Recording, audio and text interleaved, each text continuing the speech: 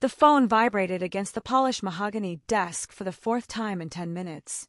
Dante Moretti didn't even glance at the screen as he reached over and silenced it, his attention fixed on the spreadsheets displaying his latest casino acquisition numbers. His wife's name, Aria, had been flashing across that screen all morning, but whatever she wanted could wait. The Salvatore family was making moves on his Upper East Side territory, and that required his complete focus. He had no idea that in 48 hours, he'd be staring at surveillance footage of his wife being dragged into a black van, her terrified voice screaming the words that would haunt him for the rest of his life. Dante, don't let them take me. Please. But that morning, as Manhattan's most feared crime boss, Dante Moretti was untouchable, powerful, and about to learn that all the money and muscle in the world meant nothing when you failed to protect the one person who actually mattered. If you're enjoying this story so far, don't forget to hit the like button and subscribe. Drop a comment telling me where in the world you're watching from. I love hearing from you. Aria Moretti stood in the floor-to-ceiling windows of their penthouse overlooking Central Park, one hand pressed against the glass, the other resting protectively on her barely visible baby bump. 6 months ago, she'd been Aria Chen, a social worker in Queens who believed everyone deserved a second chance. Now she was Mrs. Dante Moretti, living in a gilded cage 40 stories above the city, married to a man she barely recognized anymore. The autumn sunlight caught the flawless diamond on her finger, 5 carats, colorless, perfect. Dante had proposed with it after a whirlwind 3-month courtship that had felt like a fairy tale. He'd been attentive, protective, present. The man who'd walked into her community center looking to make a charitable donation had somehow seen past her thrift store clothes and student loan debt to the woman underneath. That man was gone now. In his place was a stranger who came home after midnight smelling of cigar smoke and expensive scotch, who took phone calls during breakfast, who looked at her with distant affection but rarely really saw her anymore. Aria tried his number again. Straight to voicemail. She'd been calling since 7 that morning, each time with increasing desperation. The text messages had started 3 days ago, anonymous, threatening, specific enough to be terrifying. We know about the baby. We know your routine. We're watching. Your husband took something from us. Now we'll take something from him. The brownstone on East 72nd. Tuesday at 3 p.m. Come alone, or your family in San Francisco learns what Dante really does. She'd shown Dante the first message. He'd barely looked up from his laptop. Probably some punk trying to scare you. I'll have security look into it. Then his phone had rung, and he'd walked away mid-conversation, leaving her standing there with her heart racing and her hands shaking. The second message had come while Dante was in Atlantic City on business. She'd called him 6 times before finally reaching his second-in-command, Marco, who'd assured her he'd pass along the message. Dante had texted back 4 hours later, "Security team is on it. Don't worry. Love you."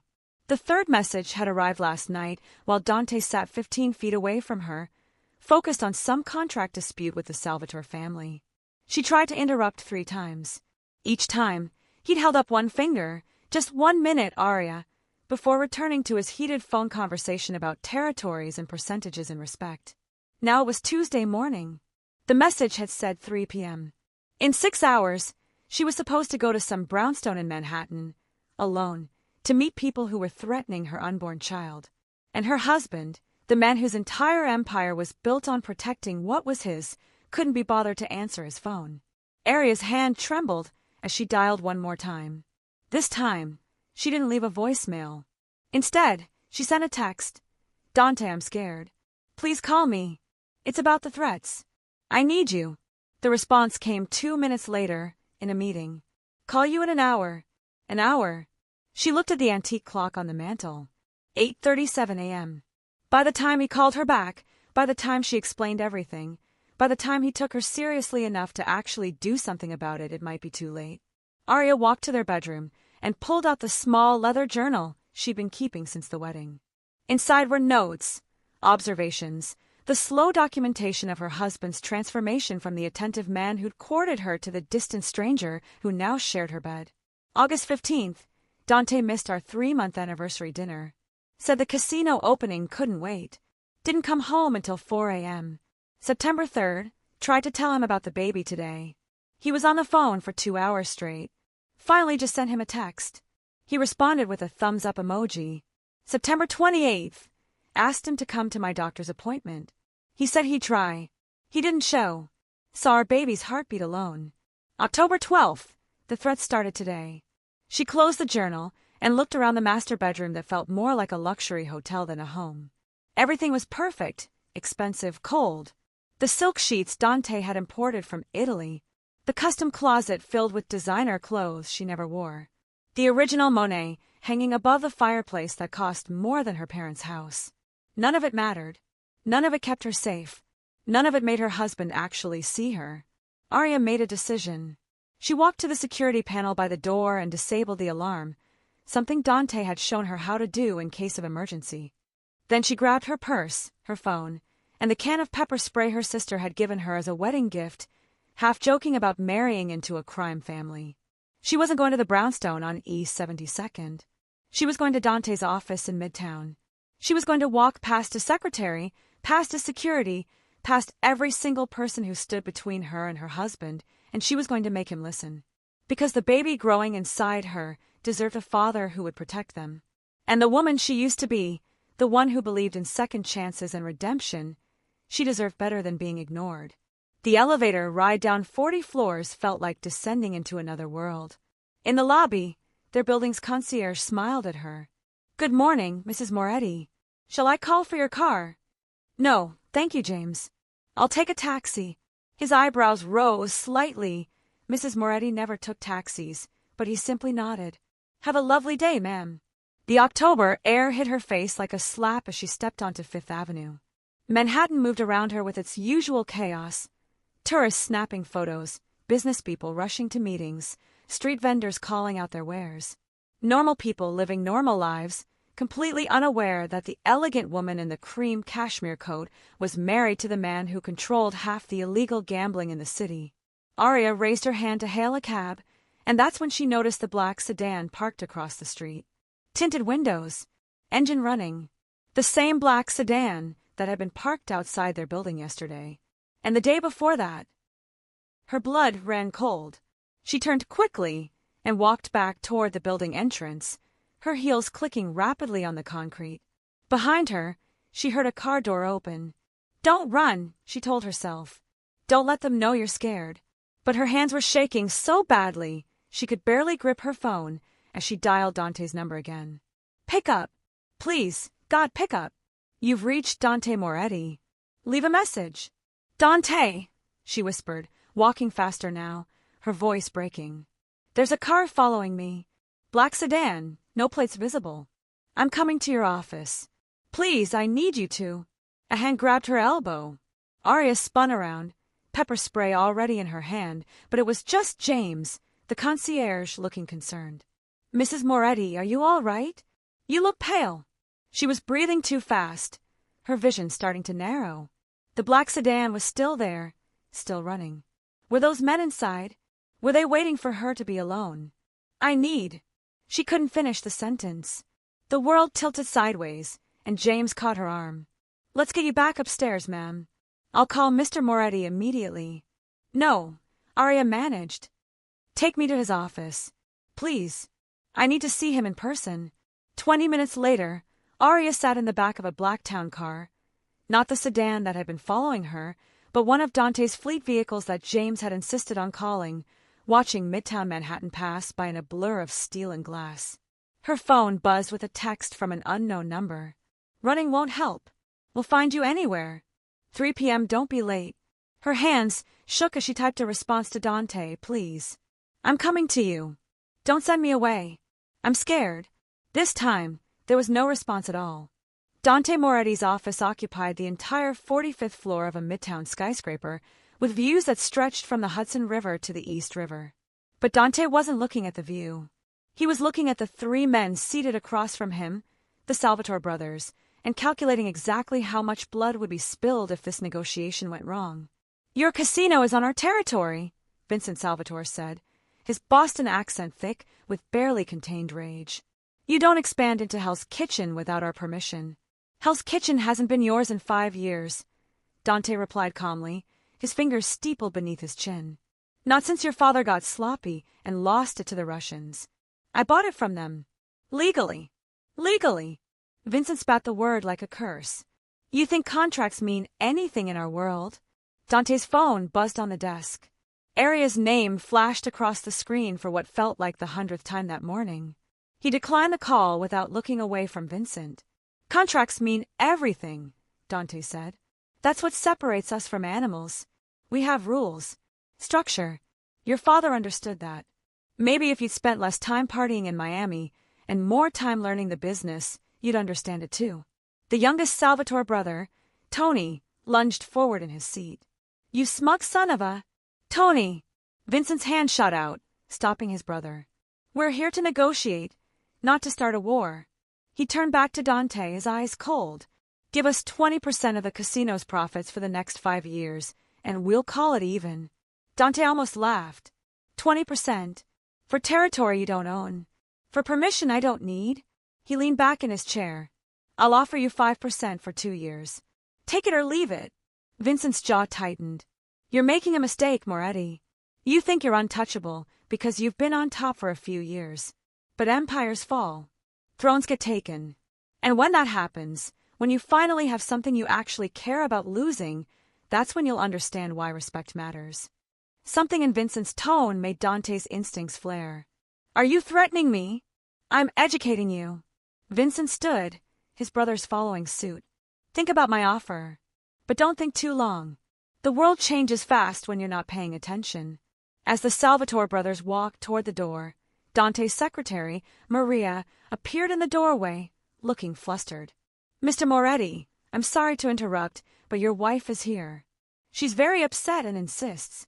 Tell her I'll call her in 20 minutes, Dante said, already turning back to his computer screen where the Hell's Kitchen Casino's profit projections glowed. I need to finish this. Sir, she's crying. She says it's an emergency. Dante felt a flash of irritation. Everything was an emergency with Aria lately. The baby hormones made her emotional about everything. A sad commercial, a delayed dinner reservation, a missed phone call. He loved his wife, but her timing was terrible. Maria, I'm in the middle of something. Have security take her to the conference room and get her some water. I'll be there in 30 minutes. But Mr. Moretti... 30 minutes, Maria. His secretary disappeared, and Dante returned his attention to the numbers on his screen. The Hell's Kitchen Casino was projected to generate $40 million in its first year. 20% of that would be $8 million, money he'd essentially be handing to the Salvatores for doing nothing. 5% was generous. 2 years was more than fair. His phone buzzed again. Another call from Aria. Then a text, please. I'm coming to you. Don't send me away. I'm scared. Scared. Aria was always scared lately. Scared of the security cameras. Scared of the bodyguards. Scared of the lifestyle she'd married into. Maybe he should have married someone from their world. Someone who understood the realities of power and violence. Someone who wouldn't fall apart every time he had to handle business. But then he thought of Aria's smile, the way she'd looked at him when he'd proposed in Central Park, the genuine goodness that radiated from her like light. That's why he'd married her, because she was untouched by his world, pure in a way nothing else in his life was. He'd protect her. He always protected what was his. But right now, he had more pressing concerns. Dante spent the next 25 minutes restructuring his offer to the Salvatores, calculating how much he could afford to give without appearing weak, determining the minimum amount that would prevent an all-out war. When he finally stood and walked toward the conference room, it had been 37 minutes since Aria had arrived. The conference room was empty. Maria, Dante called out, walking back to her desk. Where's my wife? His secretary looked up, confused. She left, sir. About 10 minutes ago. She waited for 25 minutes, but when you didn't come, she said she had somewhere she needed to be. Did she say where? No, sir. But Mr. Moretti. Maria hesitated. She looked terrified. I think something's really wrong. For the first time that morning, Dante felt a cold tendril of real concern snake through his chest. He pulled out his phone and called Aria's number. It rang twice, then went to voicemail. Aria, it's me. I'm sorry I kept you waiting. Come back to the office. We'll talk. He paused. Whatever's going on, We'll handle it together. Just come back. He hung up and immediately dialed his head of security, Marcus.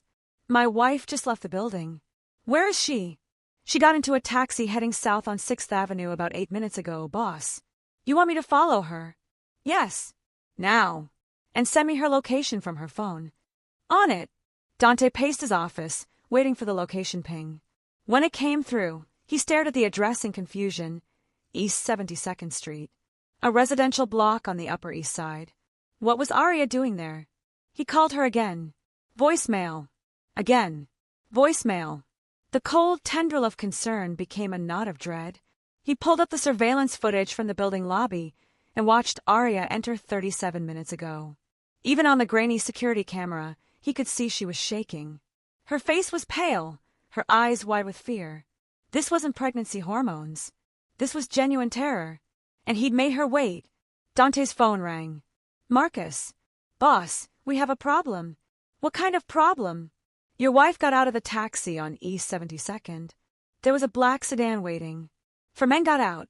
She tried to run, but they grabbed her. Threw her in the van.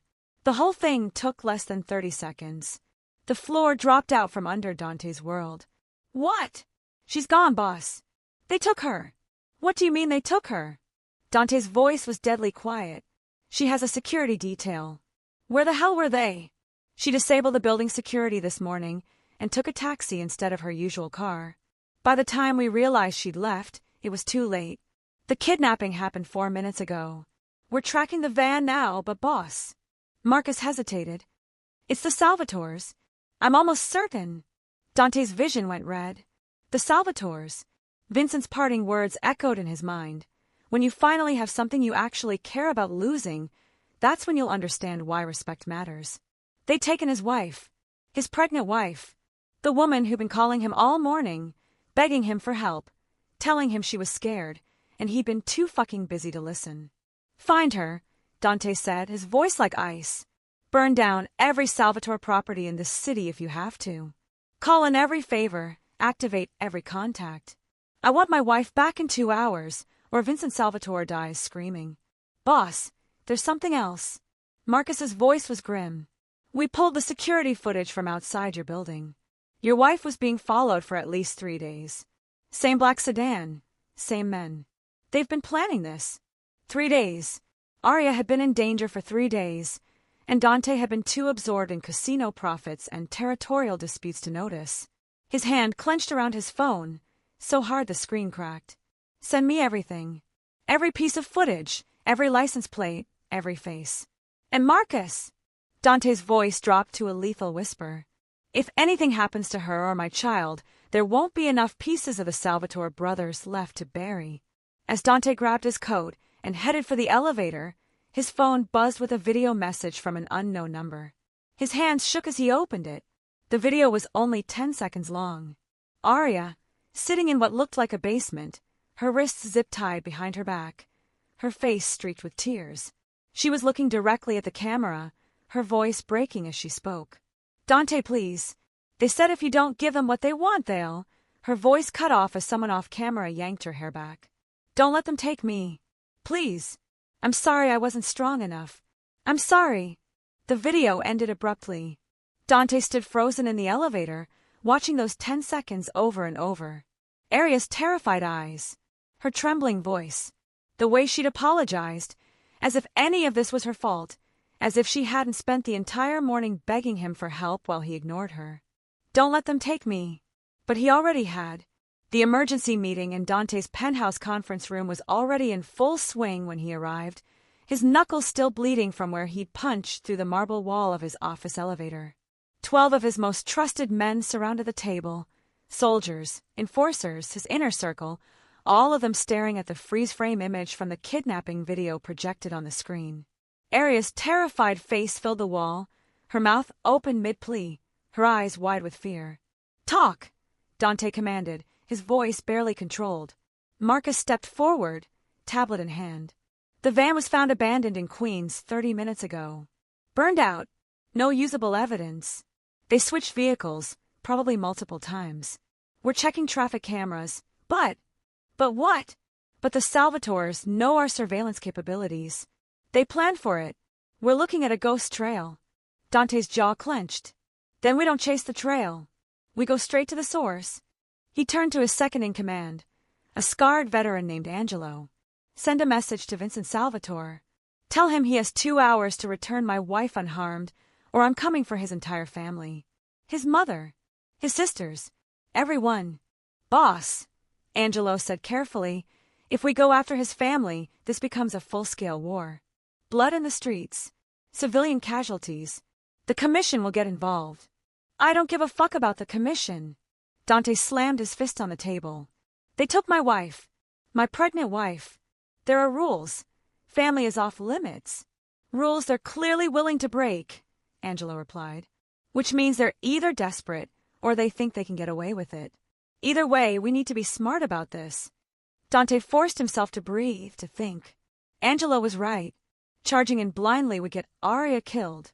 But every second she spent in their hands was a second she was in danger, a second she was terrified and alone, believing her husband had failed to protect her. Because he had failed to protect her, his phone buzzed. Another message from the unknown number. This time it was a text. Your wife is safe. For now. If you want her to stay that way, bring $50 million in bearer bonds to the address we send you. Come alone. You have until midnight. 50 million. It was a massive amount, but Dante could get it. He'd liquidate everything if he had to. But the come alone part was a trap. They'd kill him and keep Arya anyway, or kill them both to send a message to anyone else who tried to expand into Salvatore territory. Another text came through. Oh, and Dante? Your wife says the baby's a boy. Congratulations. It would be a shame if he never got to meet his father. The baby's a boy. Arya had been trying to tell him. Probably for days. Maybe that's what all those phone calls had been about. And he'd ignored every single one because he was too busy negotiating over gambling profits. A son. He was going to have a son. If Arya survived. Boss, we have something. Marcus's voice broke through his thoughts. One of our street cameras caught a partial plate on the second vehicle. We ran it through our database. It's registered to a shell company that the Salvatores have used before, but he hesitated. The company was dissolved 6 months ago, right after Vincent's father died. Dante looked up sharply. So either Vincent's sloppy or this isn't the Salvatores at all, Angelo finished. Someone wants us to think it's them. The room fell silent as the implications sank in. If it wasn't the Salvatores, then who?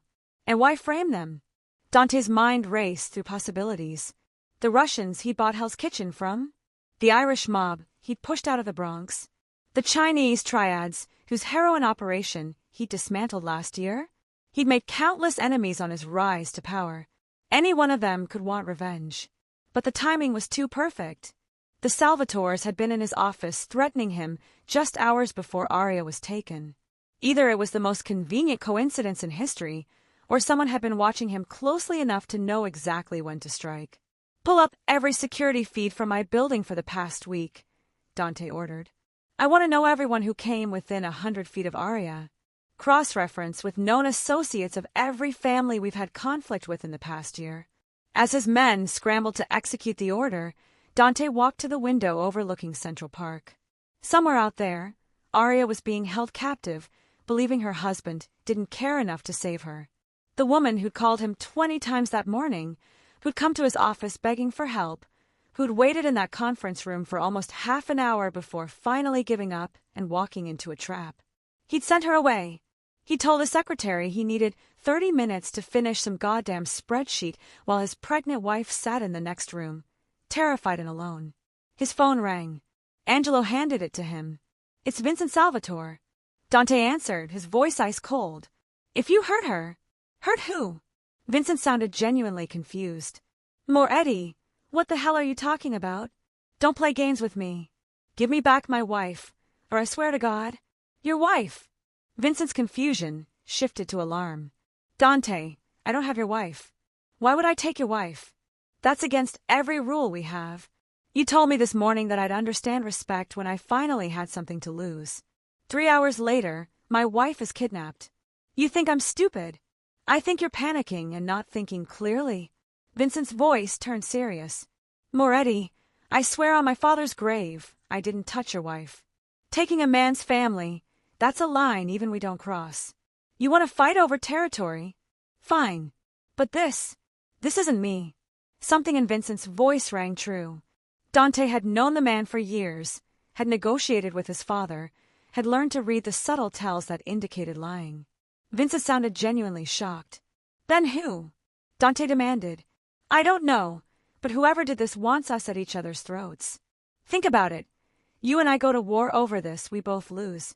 Our organizations bleed each other dry, and someone else moves in to pick up the pieces. Dante's mind cleared as the bigger picture snapped into focus. Vincent was right. This wasn't about ransom money or territorial disputes.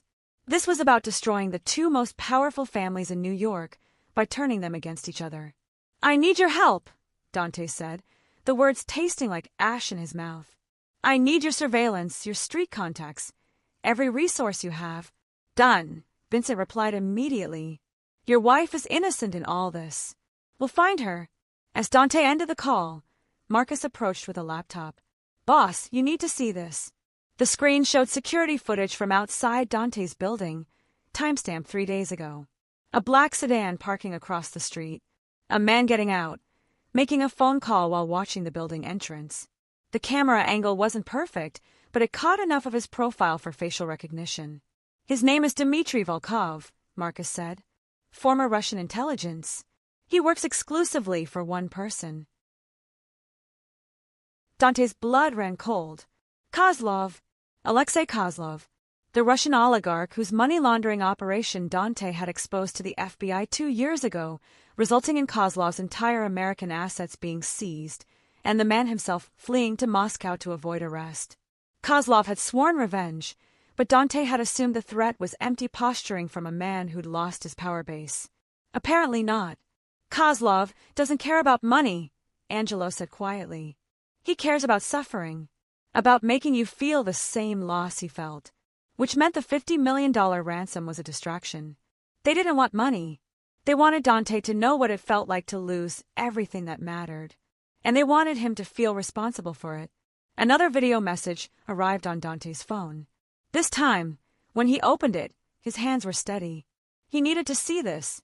He needed to know exactly what was happening to his wife, so he could make the people responsible pay in equal measure. The video showed Arya in a different room now, still zip-tied, but no longer alone. A man's voice spoke off camera, heavily accented. Russian. Mr. Moretti, your wife is very beautiful. Very brave. She keeps asking about you, wanting to know if you received her messages. The camera panned to show Arya's face, bruised now, her lips split. I told her you were busy. Too busy to answer her calls. Too busy to protect her. Is this true? Arya's eyes found the camera, and even through her fear, there was something else there. Disappointment.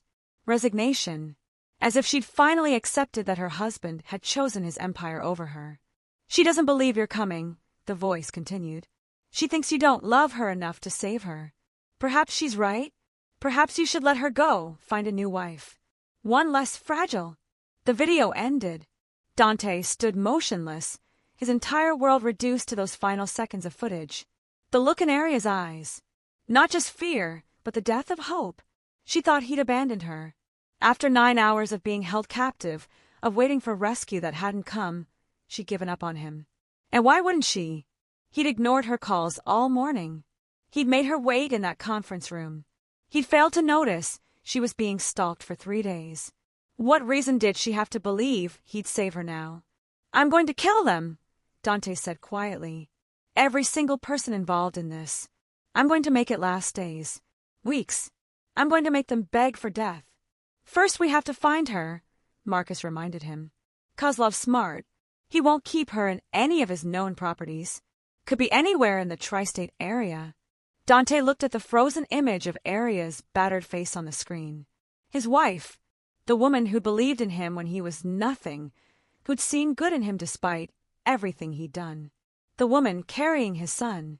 He'd failed her in every way that mattered, but he'd get one more chance to prove she was wrong to give up on him.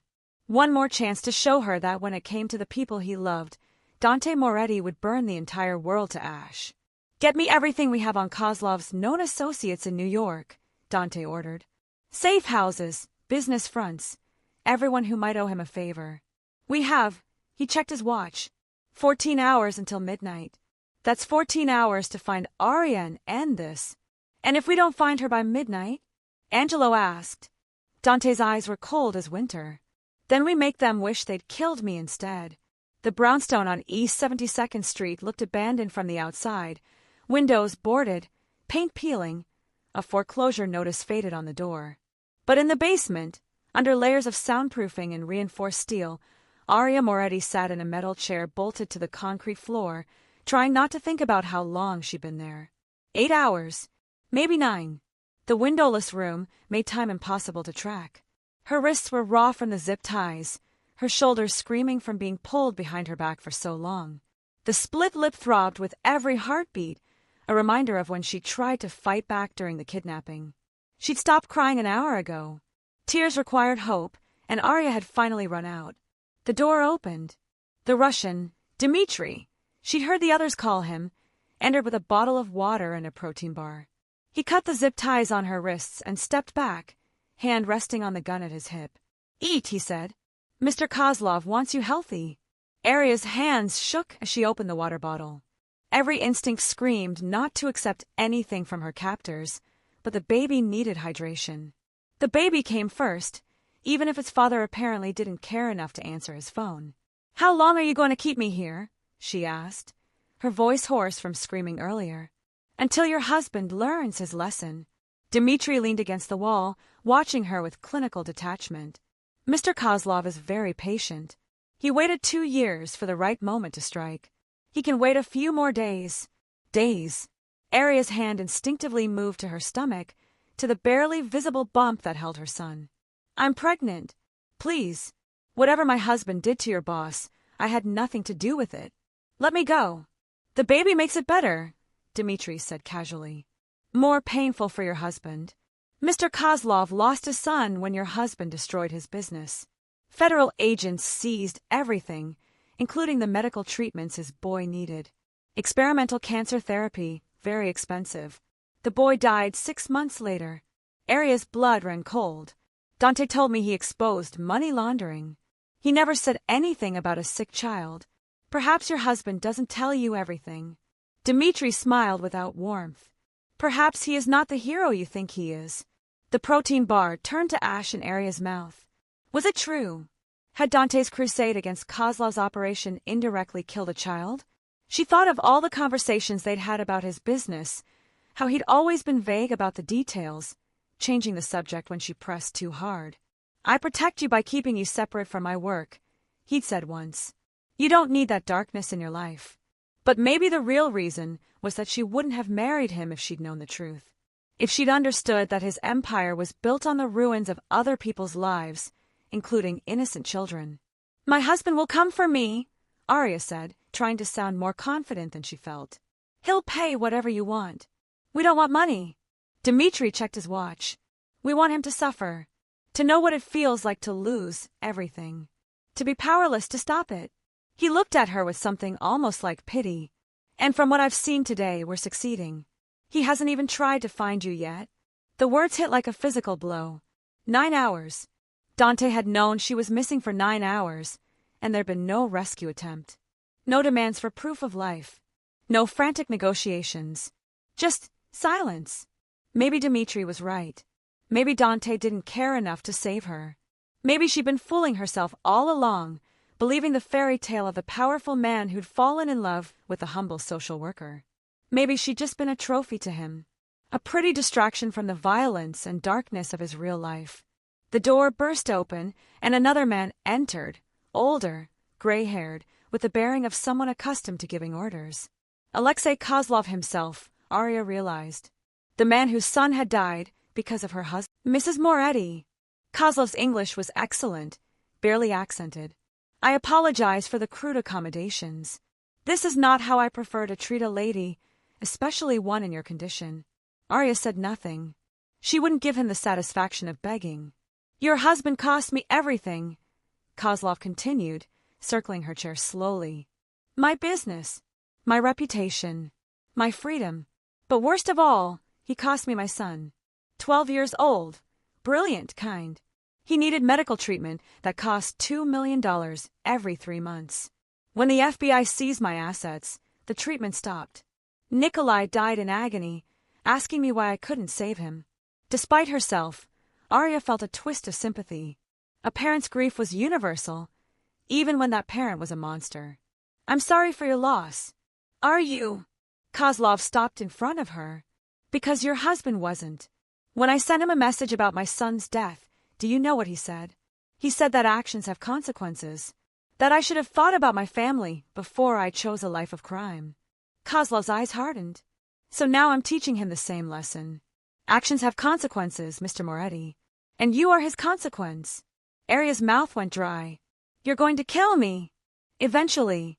But not quickly. Not mercifully. Kozlov gestured to Dmitri, who produced a phone and began recording. First, I'm going to send your husband videos. Every day a new one. Each one showing him exactly what his choices have cost. And when he's suffered enough, when he's begged enough, when he's destroyed enough of his own empire trying to find you, then I'll let him watch you die. The camera's red light blinked at her, and Arya understood that this was it. This was the moment where she either gave up or fought, where she either accepted her fate or refused to let these men see her break. She thought of the baby growing inside her, Dante's son, a child who deserved a chance to live, even if his father was too busy to save his mother. Dante, she said directly to the camera, her voice steady despite her terror. I don't know if you're watching this. I don't know if you care. But our son, your son, he's innocent in all of this. Whatever you have to do to save him, do it. Even if it means letting me go. Even if it means giving these men what they want. Our baby deserves a chance to live. She paused, tears finally breaking through her composure. I'm sorry I wasn't strong enough to protect him on my own. I'm sorry I needed you and you weren't there. But please, don't let our son die because you were too proud or too busy or too. Dmitri shut off the camera. Enough! Kozlov nodded approvingly. Very touching. Your husband will appreciate the sentimentality. Dmitri, send it to him. Then prepare the next room. I want her moved every 6 hours. Moretti's men are good, but not good enough to track her if we keep moving. As they zip-tied her wrists again and pulled a hood over her head, Arya whispered a prayer she hadn't spoken since childhood. Not for herself. She'd accepted that she probably wouldn't survive this. But for her son. For the tiny life growing inside her that deserved better than parents who were too broken to protect him. The hood smelled like gasoline and old sweat. Strong hands lifted her from the chair, carrying her toward an uncertain destination. And in the darkness, Arya finally understood what Dante must have felt all those times he'd chosen business over family. The crushing weight of knowing that no matter what choice you made, someone you loved would suffer for it. Meanwhile, across the city, Dante Moretti watched the latest video for the 7th time, his knuckles white around his phone. Don't let our son die because you were too proud or too busy or too. The video cut off, but the words echoed in Dante's mind. Too proud. Too busy. Too much of a coward to admit that he'd failed the one person who'd ever believed in him. We got a location from the video metadata, Marcus said, pulling up a map on the large screen. The IP address traces to a series of routers, but we managed to narrow it down to a 3-block radius on the Upper East Side. Dante studied the map. Residential neighborhood. Expensive real estate. Dozens of potential hiding places. How many properties in that radius are owned by shell companies or have recent ownership changes? 17. We're running background checks on all of them now. We don't have time for background checks. Dante grabbed his coat. We hit all 17. Simultaneously. 2-man teams, full tactical gear. Anyone who resists gets neutralized. Boss, Angelo said carefully, if we're wrong, if we kick down the wrong doors, we're looking at major exposure. Police involvement. Media coverage. The kind of attention that brings down empires. I don't care about the empire. Dante's voice cracked. My wife, my pregnant wife, is being tortured by a man who wants to watch her die slowly, and you're worried about media coverage? Angelo met his eyes steadily. I'm worried about Arya's chances of survival if we spook Kozlov into killing her before we find her. We get one shot at this, Dante. We need to be smart. Dante forced himself to breathe. Angelo was right. Charging in blindly had gotten Arya kidnapped in the first place. He needed to think like the strategist he trained himself to be, not the terrified husband he'd become. Fine, he said through gritted teeth. We narrow it down. Marcus, pull security footage from every camera in that 3-block radius for the past 4 hours. Look for vans, unusual traffic patterns, anything that suggests they moved her. As his team scrambled to execute the order, Dante's phone rang. Vincent Salvatore. We found something, Vincent said without preamble. One of my street guys saw a black, van matching the description, entering an underground parking garage on East 74th. Residential building. Only 3 units occupied, all owned by the same shell company. Dante felt his pulse quicken. What company? Red Star Holdings. Registered in the Cayman Islands 6 months ago. No visible connection to Kozlov, but the timing fits. And get this, the building security system went offline 3 hours ago. Someone doesn't want anyone seeing what's happening inside. Send me the address. Dante was already moving toward the door. And Vincent? Thank you. Find her, Vincent said. Then we'll figure out who's really behind this and make them pay. 20 minutes later, Dante stood in the tactical van 3 blocks from the target building, surrounded by 12 of his best men. All of them were armed, all of them were ready to die for him if necessary. But Dante had made it clear, Arya's safety came first. If there was any risk to her, they pulled back and regrouped. Thermal imaging shows 4 heat signatures on the 3rd floor, Marcus reported, studying the scanner. 3 males, 1 female. The female's heart rate is elevated but stable. Arya. She was alive. Scared, but alive. If you're hooked on this story, make sure to subscribe and turn on notifications so you never miss an upload. Your support means everything and helps me bring you more emotional stories like this one. What's the entry plan? Angelo asked. Front door would be suicide. They'll have it monitored and booby-trapped. Dante studied the building schematics on the tablet, but the building was renovated 2 years ago. They converted the old laundry chute into a utility shaft. It runs from the basement to the top floor. Boss, that shaft is barely 2 feet wide. Then we send our smallest guy. Dante looked at Rico, a lean 19-year-old who'd proven himself in the organization through sheer fearlessness. You comfortable with tight spaces? Rico's grin was feral. Like I was born in a coffin, boss. Good. You go up the shaft with a fiber optic camera. Eyes on Arya's exact location, guard positions, any weapons you can spot. The rest of us breach from the stairwell the moment Rico gives us the layout. It was a solid plan. Not perfect, but better than the alternatives. As his team geared up, Dante checked his phone one more time. The video of Arya played automatically, her voice steady despite her fear. Our son, your son, he's innocent in all of this. A son. Dante was going to have a son. A boy who would grow up either knowing his father was a hero who saved his mother, or knowing his father was a coward who let them both die. Sir, we have a problem. Marcus's voice was tight with tension. Police dispatch just got a call about suspicious activity at that address. 2 squad cars are en route. ETA 4 minutes. Dante's mind raced. If the police showed up, Kozlov would know he'd been found. He'd kill Arya and disappear before anyone could stop him. But if Dante's team breached now, without proper reconnaissance, they risked walking into a trap. 4 minutes. Enough time to get Rico in position, but not enough time to properly plan the assault. Change of plans, Dante said. Rico, you go now. Get eyes on Arya in the next 3 minutes. The rest of us create a perimeter and intercept those police cars. We need to delay them long enough to get Arya out. How exactly do we delay police without making this worse? Angelo asked. Dante pulled out his phone and dialed a number he rarely used. It was answered on the first ring. Commissioner Hayes, a gruff voice answered. This better be important, Moretti. I need a favor, Dante said. And I need it now. Thomas Hayes, the NYPD commissioner, owed Dante more favors than he could count. Evidence that had conveniently disappeared. Investigations that had stalled at crucial moments. Promotions that had been greased through the system. Dante had bought and paid for Hayes' cooperation years ago. Now it was time to collect. There are 2 squad cars heading to East 74th Street, Dante continued. I need them rerouted. False alarm. Equipment malfunction. I don't care what excuse you use. What's going on at that location? Hayes asked suspiciously. My wife is being held there. If your officers show up, the men inside will kill her. So you have a choice, Commissioner.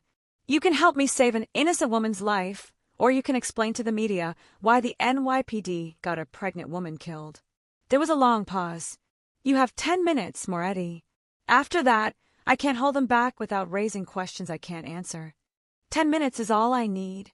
As Rico disappeared into the utility shaft, his body camera streaming footage to Dante's tablet, the rest of the team moved into position. 3 minutes later, Rico's whispered voice came through the comm system. I've got eyes on the target room. 4 hostiles. Your wife is in the northeast corner, zip-tied to a radiator. She's conscious but looks injured. I count 2 assault rifles, multiple handguns. And boss, they're packing up. Moving equipment, erasing hard drives. I think they're planning to relocate her again. Dante's blood ran cold. If Kozlov moved Arya to a new location, they might never find her again. This was their only chance. Everyone in position, he asked over the comm. A chorus of affirmatives came back. On my mark, we breach. Rules of engagement. Anyone between us and Arya goes down. No hesitation, no mercy. But nobody fires unless they have a clean shot. If there's any risk of hitting my wife, you pull back. Understood. Another chorus of affirmatives. Dante checked his watch. They'd been there for 8 minutes. 2 minutes until the police arrived, whether Hayes could delay them or not. 2 minutes to save Arya or lose her forever. Rico, we're coming to you. Stay in position and cover our 6. Copy that, boss. Dante took a deep breath, checked his weapon one final time, and gave the order that would either save his family or destroy everything. Breach. The explosion of the door was the most beautiful sound Arya had ever heard. She'd been drifting in and out of consciousness, her body shutting down from stress and dehydration, when the concussive blast snapped her back to awareness. Shouting in Russian. Gunfire. The acrid smell of cordite filling the room. Through blurred vision, she saw Dmitri grab an assault rifle and aim it toward the door. Then his head snapped back in a spray of red, and he crumpled to the floor. More gunfire. More bodies falling. And then, cutting through the chaos like a lighthouse through fog, Dante's voice. Arya! She tried to respond, but her throat was too raw, her body too weak. The zip ties had cut off circulation to her hands hours ago, and she could barely feel her fingers. Then he was there, kneeling beside her, his hands shaking as he cut through the zip ties with a knife. His face was spattered with blood, not his own, she realized, and his eyes were wild with something she'd never seen before. Fear. Dante Moretti, the most powerful crime boss in New York, was terrified. I've got you, he was saying, his voice breaking. I've got you, baby. You're safe now. You're safe. Arya collapsed into his arms, and for the first time in 14 hours, she let herself believe it might be true. Dante was here. He'd come for her. Despite everything, despite her doubts, he'd come. Our son, she whispered against his chest. Is he? We're getting you to a hospital right now. Dante scooped her up as if she weighed nothing, carrying her toward the door while his men formed a protective perimeter around them. Angelo, call Dr. Rashid. Tell her we're bringing Arya in through the private entrance. I want a full trauma team standing by. Dante, Arya managed, her hand clutching his jacket. Kozlov. He's still. Kozlov's gone. He wasn't here. Dante's jaw clenched. But we got his men. And we'll find him. I promise you, Arya, he will never touch you again. The journey from the building to the armored SUV was a blur of movement and shouted orders. Dante never let her go, holding her against his chest, as if she might disappear if he loosened his grip. In the vehicle, he cradled her head in his lap, his fingers gently brushing her hair back from her bruised face. I'm sorry, he said quietly, so only she could hear. God, Arya, I'm so sorry. You called me 20 times. You begged me for help. You came to my office, and I made you wait because I was too busy looking at fucking spreadsheets. Arya looked up at him, seeing tears streaming down his face. In 3 years together, she'd never seen Dante cry. Not at their wedding. Not when they'd lost their first pregnancy last year. Not ever. You came for me, she whispered. That's what matters. I was almost too late. His voice cracked. When I saw that video, when I heard you say goodbye to our son. Arya, if anything had happened to you, if I'd lost you because I was too stupid to answer your calls. But you didn't lose me. She raised a trembling hand to his cheek, wiping away his tears. I'm here. We're both here. The SUV pulled up to a private medical facility in Murray Hill, one of many that existed solely to treat people in Dante's world who couldn't risk going to regular hospitals. Dr. Rashid was waiting at the entrance with 2 nurses and a wheelchair. Get her inside, the doctor ordered. I want a full examination, blood work, ultrasound. Mr. Moretti, you'll need to wait in. I'm staying with her, Dante said flatly. Dr. Rashid looked ready to argue, then saw the expression on Dante's face and simply nodded. Then scrub in. I need your hands clean if you're going to be in my examination room. 20 minutes later, Arya lay on a hospital bed while Dr. Rashid moved an ultrasound wand over her stomach.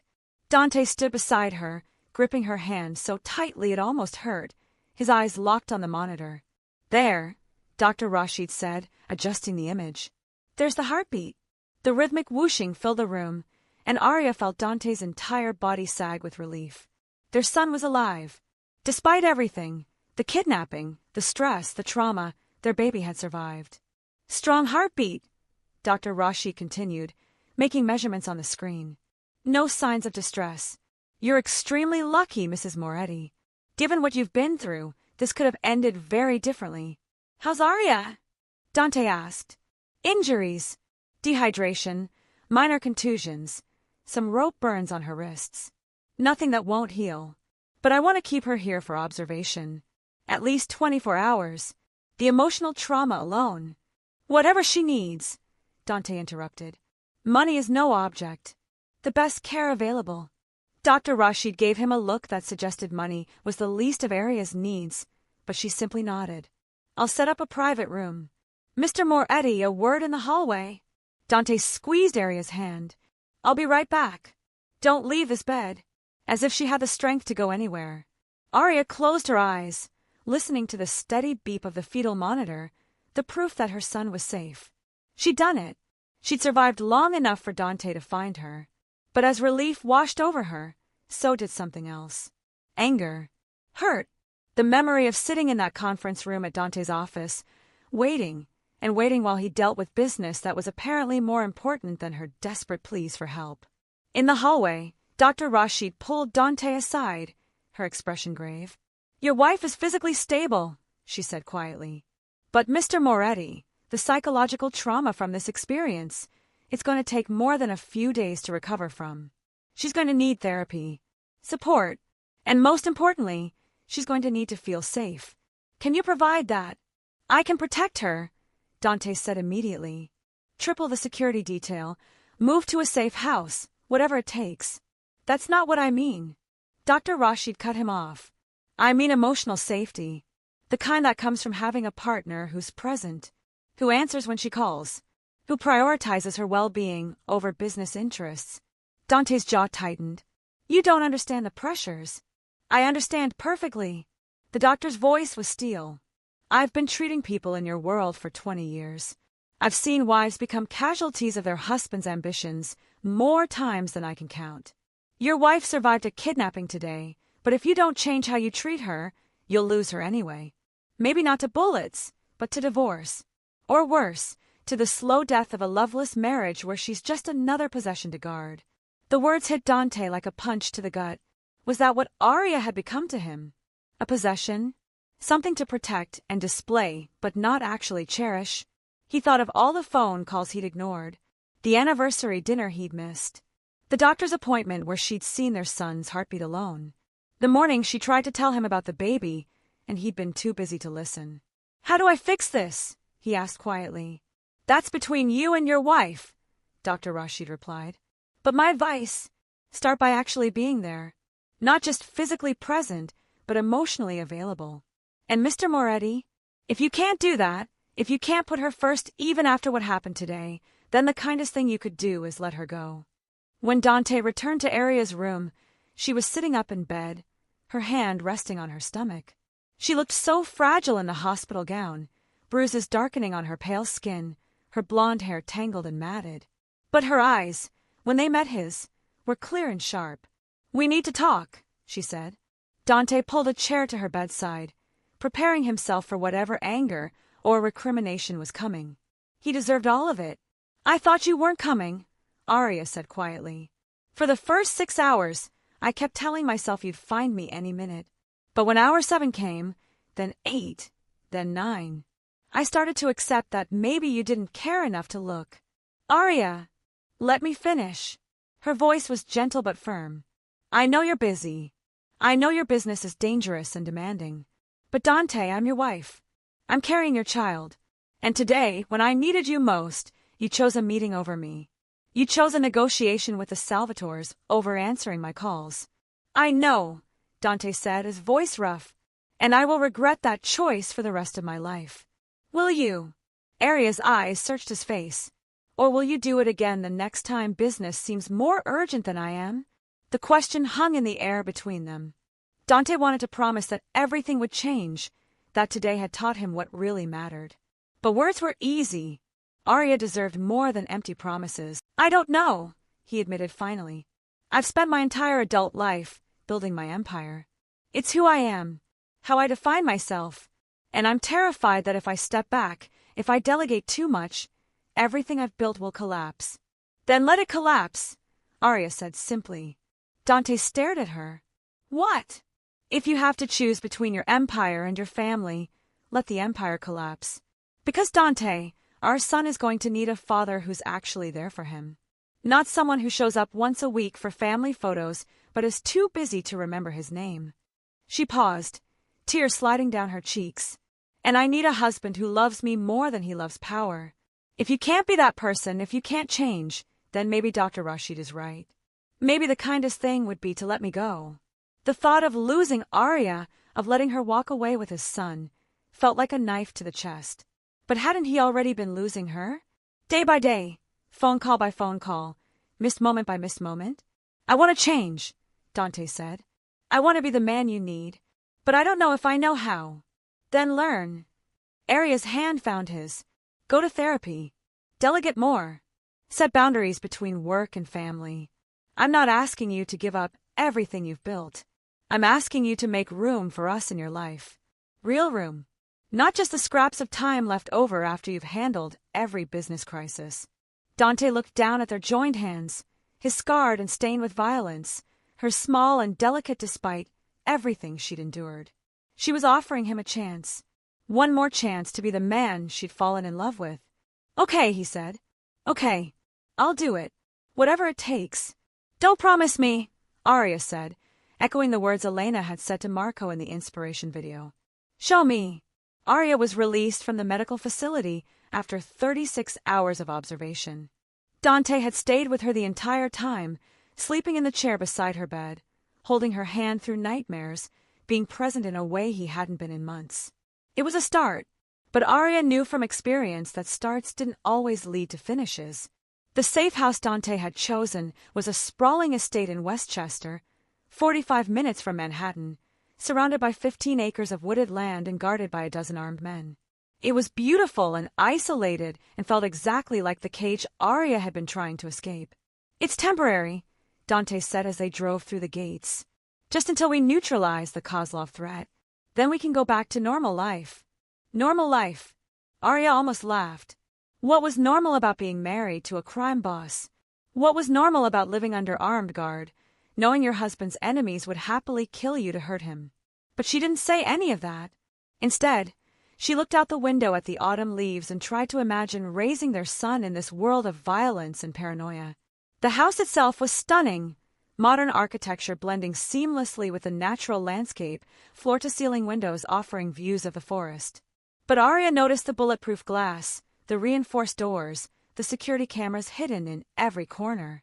A prison, no matter how beautiful, was still a prison. Mrs. Moretti, a stern-looking woman in her 50s, approached as they entered. "I'm Helen Kowalski.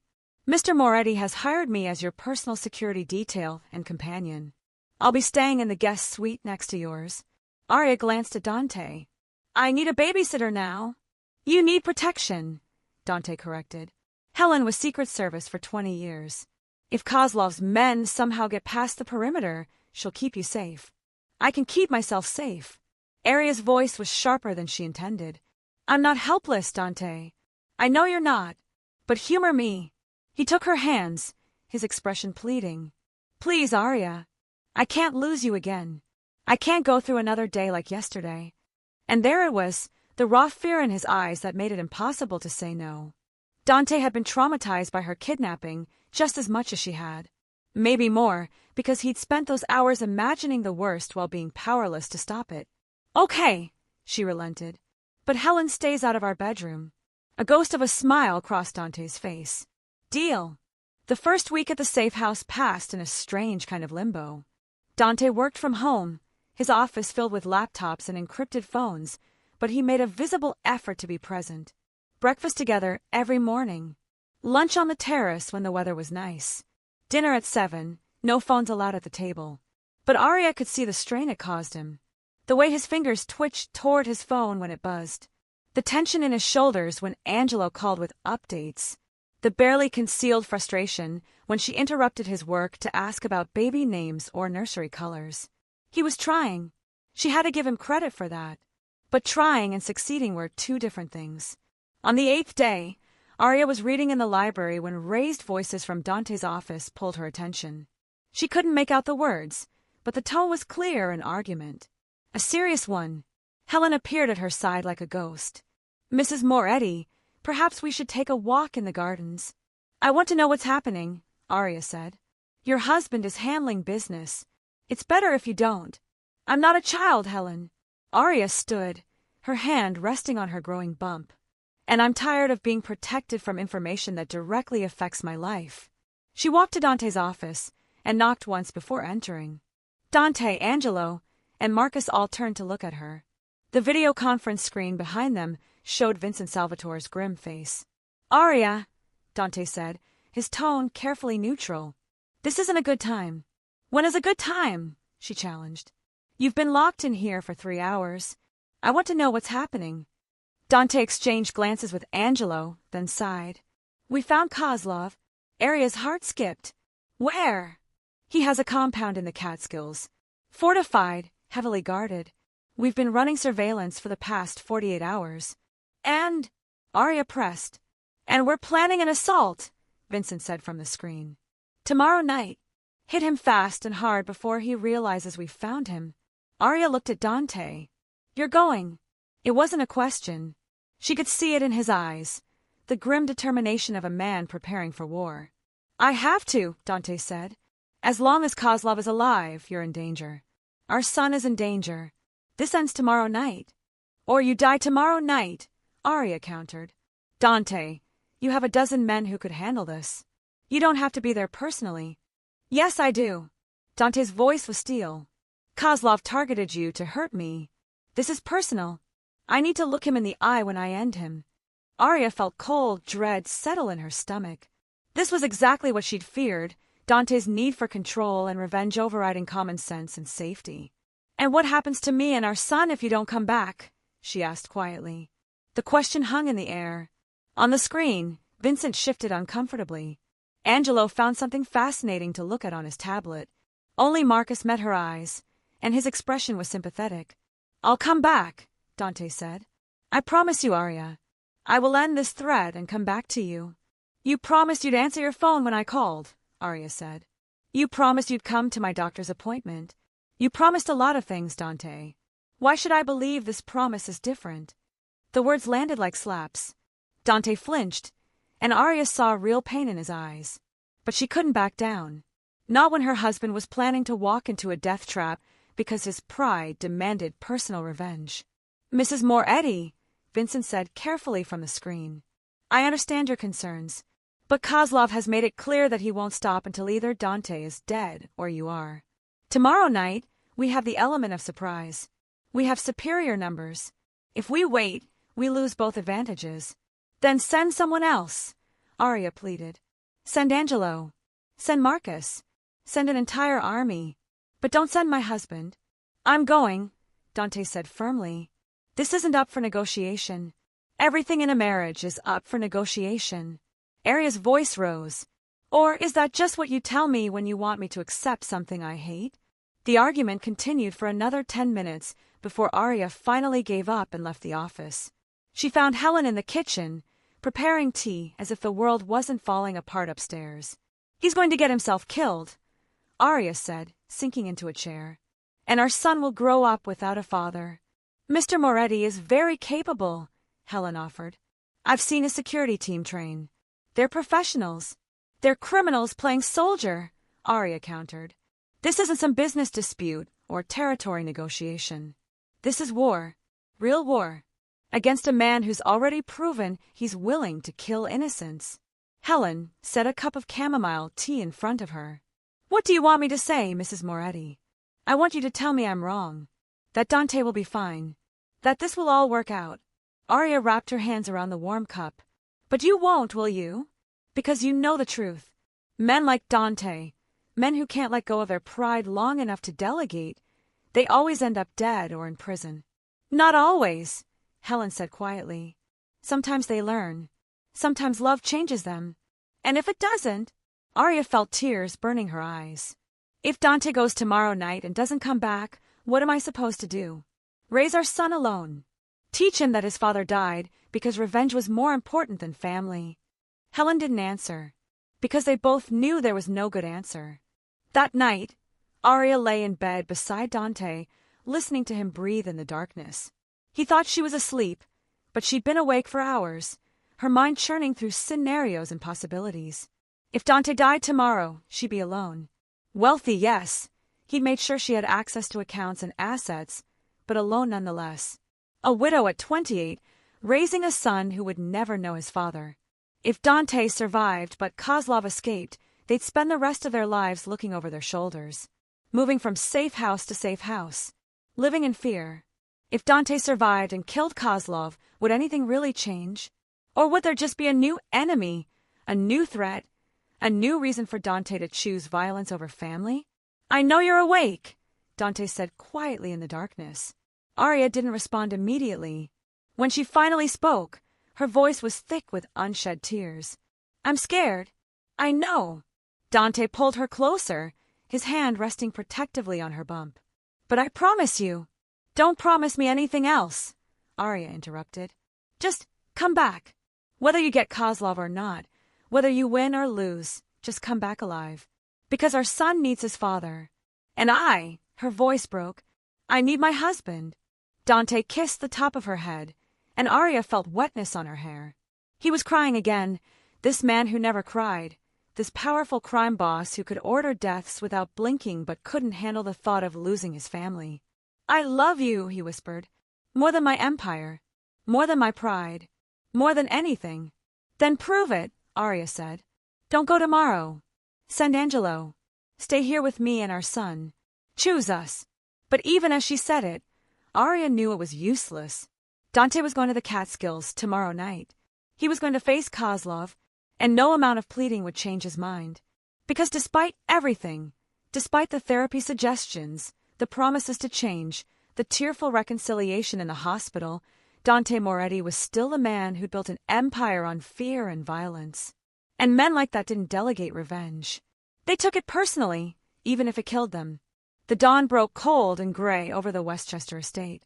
Arya stood at the bedroom window, watching frost form delicate patterns on the bulletproof glass, her hand resting on the swell of her belly where their son kicked restlessly. Behind her, she could hear Dante in the bathroom, the sound of running water, the ritual of preparation before battle. Today was the day. In 12 hours, her husband would either come home victorious or not come home at all. She barely slept.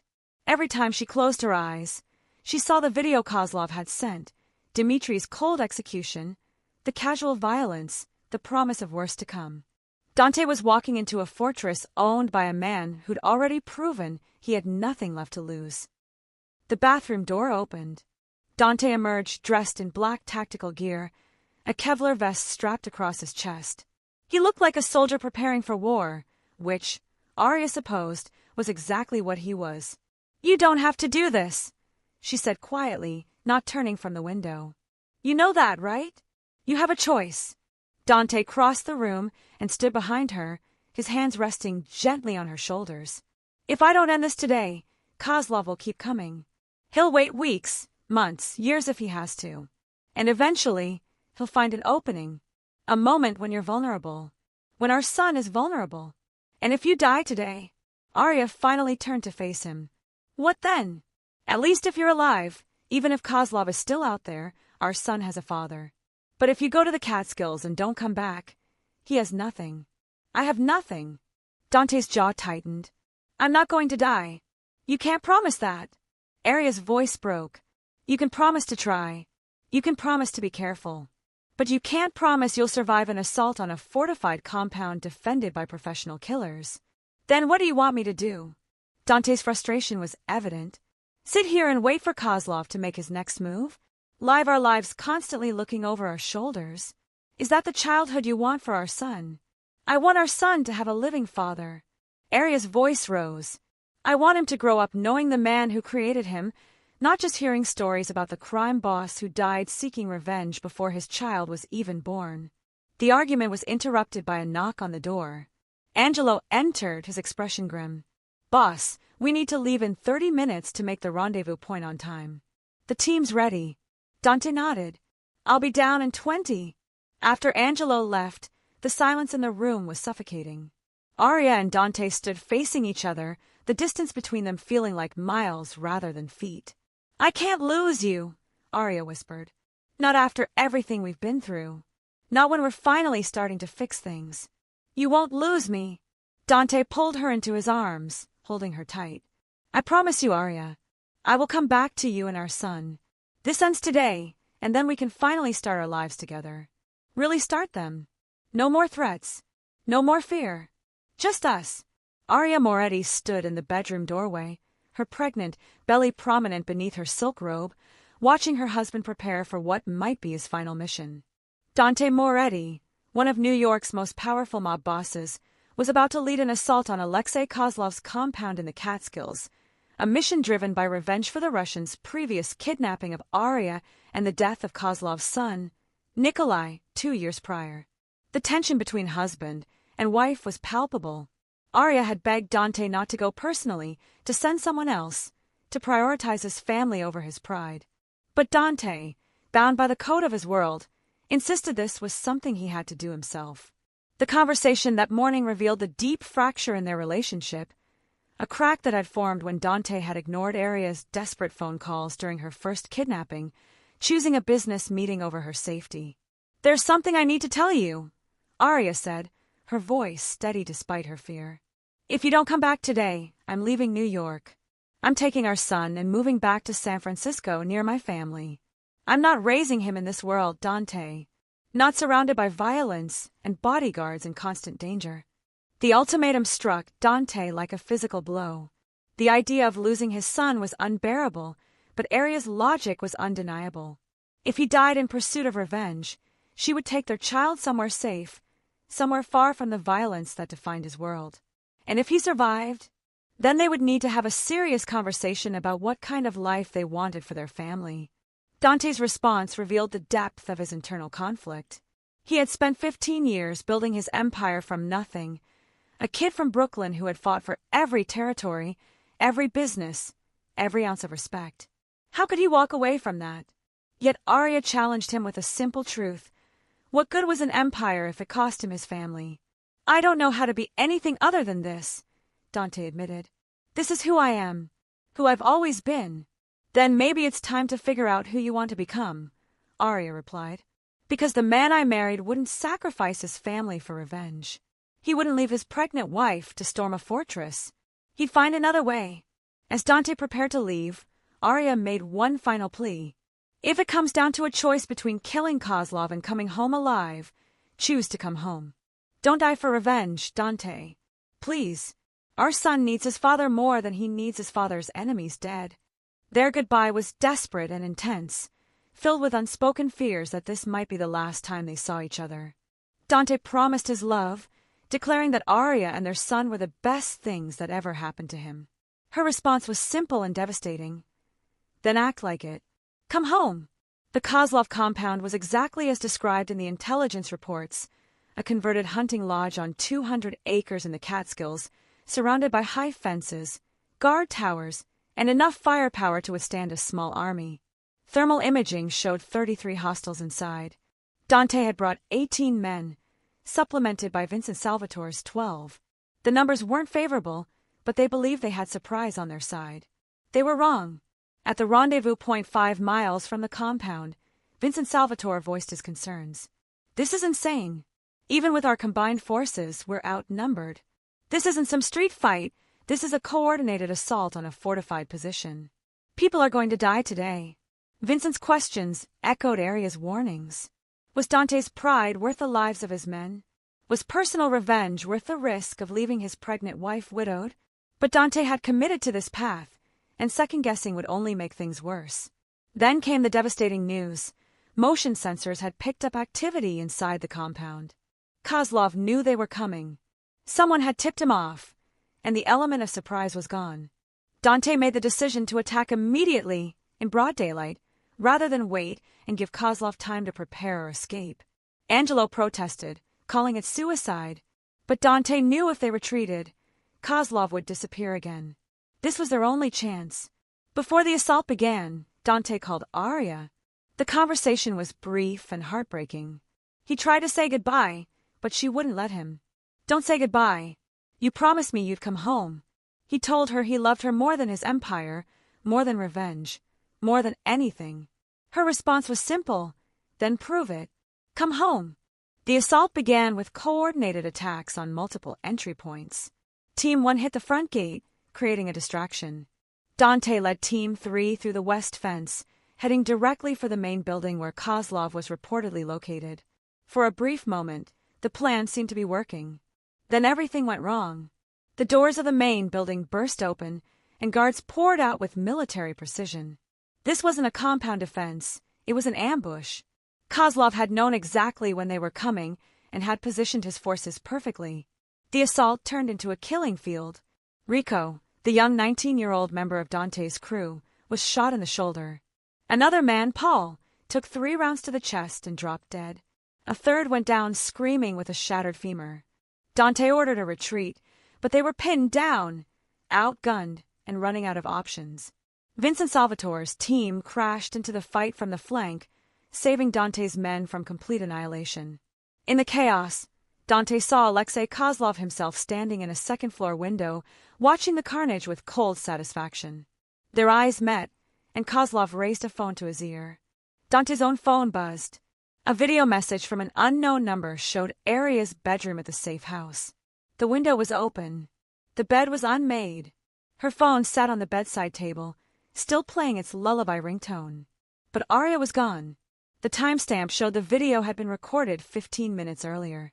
While Dante had been preparing for the assault, while all his security was focused on protecting the compound approach, someone had slipped past the perimeter and taken his wife. Again, a text message from Kozlov followed. "Did you really think I'd be stupid enough to wait for you here? This compound is a distraction, Moretti. While you've been playing soldier, my team has been collecting what really matters. Your wife sends her regards. Oh, and she says the baby's kicking. What a shame he'll never meet his father." The revelation crushed Dante.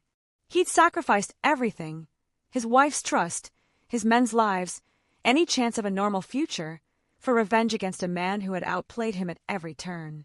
Aria had been right. She begged him not to come, to send someone else, to choose his family over his pride. And he'd ignored her, just like he'd ignored every warning sign that his obsession with power was destroying what actually mattered. Angelo dragged Dante to cover as bullets flew past. The entire assault had been a setup.